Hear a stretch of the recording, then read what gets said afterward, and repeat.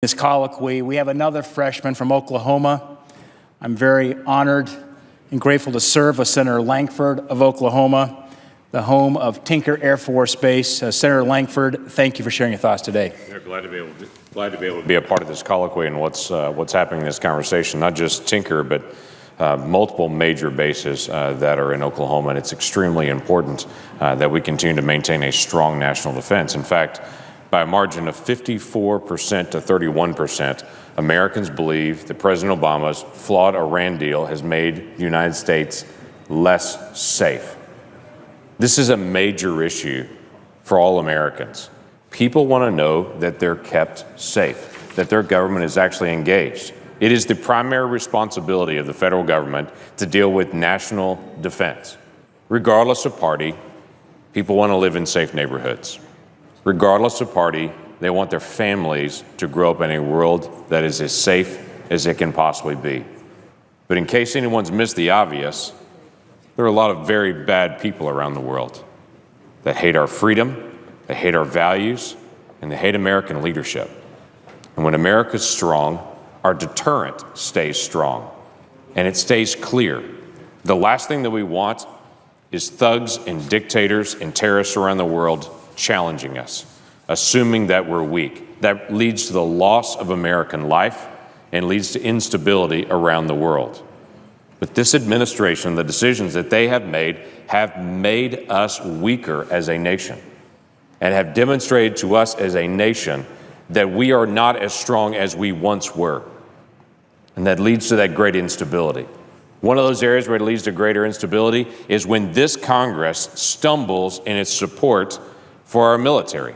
6 times in 18 months that our Democratic colleagues have filibustered the defense appropriation bill, which should be the easiest of all the appropriation bills to be able to walk through. I serve on the Appropriations Committee. I was there when all the debate was happening in committee. We passed it unanimously out of committee. Yet when it comes to this floor, it gets filibustered.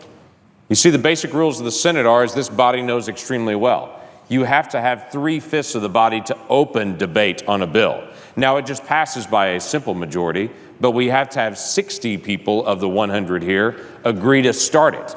And as long as the other side decides, no, I don't want to debate this issue, then we're literally stuck and can't even open up debate on something as basic and should be as nonpartisan as defense appropriations. So what are we facing right now when all this is happening? Well, we face a very unstable world that has become more unstable, as I mentioned before, by some of the actions and attitudes of the administration. The president's failure to enforce his own red line in Syria has led to instability throughout the Middle East, as no one knows where the lines are for anyone.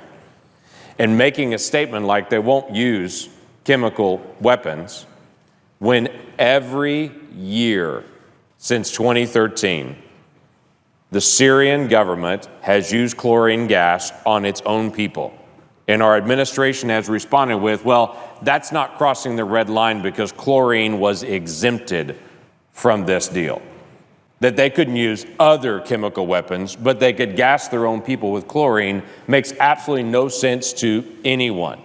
The Syrians have continued to use chlorine gas on their people year after year, mocking the president's red line and diminishing American leadership around the world.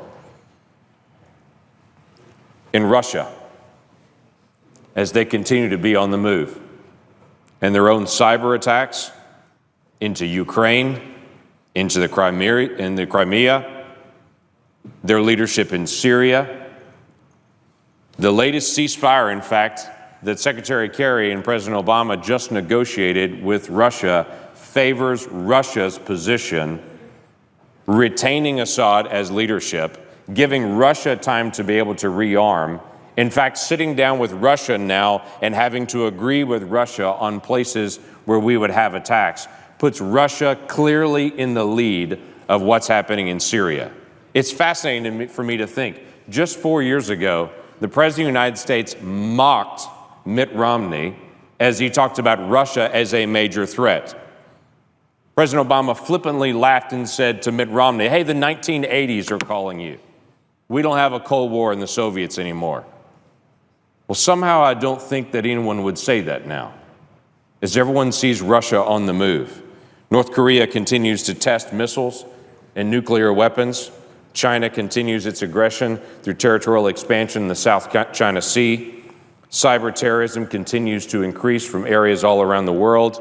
ISIS is expanding its reach around the world in what it calls its provinces. And the administration continues to say the territory of ISIS is decreasing, but also quietly saying, but their expansion around the world is increasing. This is an unstable time and an unstable season.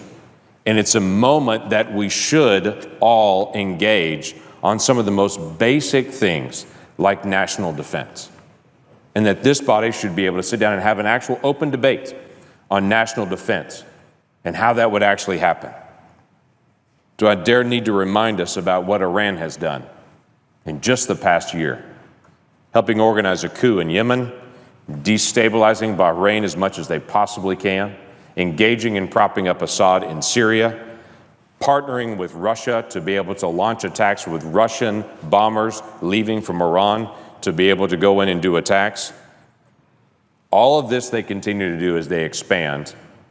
As this government struggles with funding our government, the President of the United States sent $1.7 billion in cash to the Iranian government.